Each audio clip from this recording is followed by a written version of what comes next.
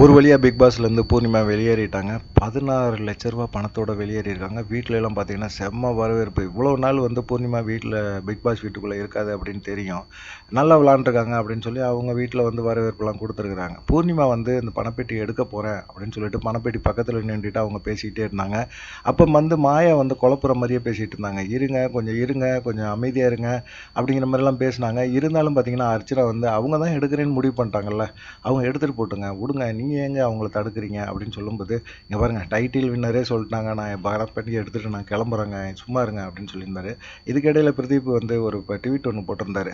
இந்த மாதிரி வந்து ஒரு திருட்டு கும்பலோட சேர்ந்து விளையாடுறவங்கள பற்றி நான் எதுவுமே பேச விரும்பலை, அதனால் வந்து நான் அமைதியாக இருந்தேன், பூர்ணிமா அம்மா கொடுத்த சத்தியத்தை வந்து நான் காப்பாற்றினேன் அப்படின்னு சொல்லி அவர் ஒரு ட்வீட்டை போட்டிருக்காரு. ஏன்னா பூர்ணிமா வந்து அவருக்கு பிடிக்காது, ரெட் கார்டு கொடுக்கறதுக்கு அவங்க தான் வந்து முதல் காரணமாக இருந்தாங்க அப்படிங்கிறது எல்லாத்துக்கும் நல்லா தெரியும். இந்த கேங்கே வந்து ஒழிக்கணும் அப்படின்னு சொல்லி தான் ஒவ்வொருத்தவங்களும் ஒழிச்சாங்க.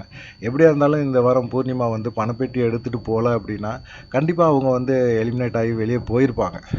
அவங்க தான் ரொம்ப லீஸ்ட் ஓட்டில் இருக்கிறாங்க. எப்படியோ வந்து உஷாராக டக்குன்னு 16,00,000 எடுத்துக்கிட்டு கிளம்பிட்டாங்க அப்படிங்கிற மாதிரி தான் தெரியுது. இதுக்கு அடுத்து பார்த்தீங்கன்னா மாயா, ரவிவர்மா 2 பேருமே இருக்காங்க. அவங்க கூட வெளியேறதுக்கு வாய்ப்புகள் அதிகமாக இருக்குது அப்படின்னு சொல்லி சொல்கிறாங்க. ஏன்னா பணப்பெட்டி இன்னைக்கு எடுக்கலை அப்படின்னா கண்டிப்பாக அது பிக் பாஸே எடுத்துருவார். வேறு வழியே கிடையாது. போன பிக் பாஸ் மாதிரி இந்த தடவையும் பார்த்தீங்கன்னா 2வது பணப்பெட்டி வர்றதுக்கு வாய்ப்புகள் இல்லை அப்படின்னு சொல்லி சொல்கிறாங்க. ஏன்னா போன ட்ரிப் வந்து கொஞ்சம் கம்மியாக இருக்கும்போதே வந்து எடுத்துகிட்டு கிளம்பிட்டாங்க. இந்த ட்ரிப் வந்து பெரிய அமௌண்ட்டு 16,00,000 அப்படிங்கிறது. எதிர்பார்த்தது வந்து பூர்ணிமா எதிர்பார்த்தது 8,00,000. 16,00,000 வந்தால் சும்மா விடுவாங்களா? கபால்னு லபாக்குன்னு அப்படியே அள்ளிட்டு அப்படியே கிளம்பிட்டாங்க பூர்ணிமா. பூர்ணிமாவுக்கு வந்து அது சந்தோஷமாக இருந்தாலும் மாயாவுக்கு வந்து ரொம்ப கஷ்டமாக தான் இருக்குது. இன்னும் 6 நாள் தானேங்க, இருந்துட்டு வாங்க, நான் அதுக்குள்ளே வந்து ஃபைனல் ஸ்டேஜுக்கு வந்துடுவாங்க, அதுக்கப்புறம் நம்ம இது பண்ணிக்கலாம் அப்படின்னு நினச்சாங்க.